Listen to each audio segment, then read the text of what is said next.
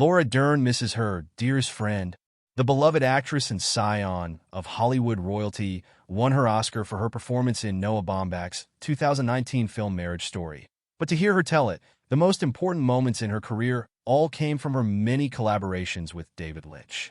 Lynch died last week, just a few days before what would have been his 79th birthday, and Dern marked that occasion with a short and sweet Instagram post referencing their shared nickname for each other, Tidbit. But now, Dern has penned a heartfelt letter to her departed mentor in the Los Angeles Times. She reflects on the sadness of this iconic LA filmmaker dying at such a moment of profound crisis for his adopted home in the wake of the recent wildfires, and all the various things she learned from working with him over the years. It somehow doesn't shock me that gratitude and despair are so closely aligned at this moment for our city and our loss of you.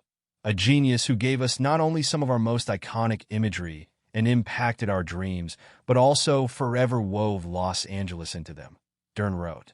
As the child of Hollywood icons Bruce Dern and Diane Ladd, Dern started acting at a young age, but her breakthrough performance came in Lynch's Blue Velvet.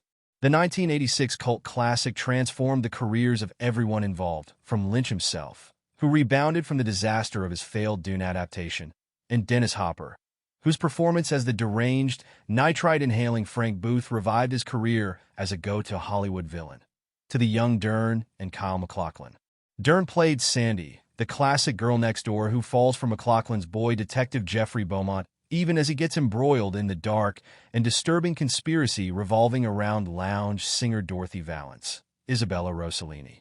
On Blue Velvet, you took me and Kyle MacLachlan under your wing and treated us as essential collaborators, Dern wrote.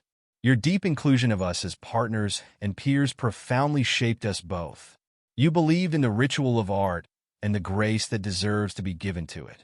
My first memory of this was a warm wind floating over us on a Wilmington, North Carolina, summer night where you played Shostakovich while we filmed, so we could understand the feeling of mystery you longed for. You and Kyle introduced me to the Chicken Walk.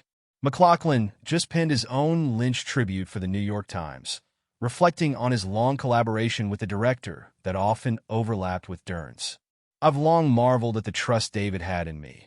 From my first screen test in 1983, when I froze delivering a line directly to camera, to hiring me as the lead on his very next film, Blue Velvet, after Dune landed with a thud, MacLachlan wrote, to building a TV series around me, Twin Peaks, that premiered when I was 31 years old and not particularly well known, to escorting me into a secretive, windowless room in 2015 and handing me the 500-page script for Twin Peaks, The Return, in which he asked me to play 3 distinct roles, 2 of which were light years outside my wheelhouse.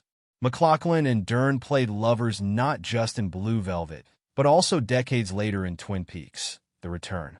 The long-awaited TV revival cast Dern as Diane, the previously unseen character to whom MacLachlan's Dale Cooper would address reports about his investigation in the town of Twin Peaks.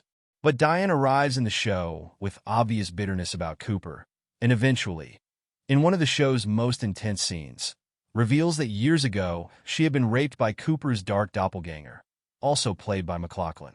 In her new essay, Dern remembered shooting that sequence.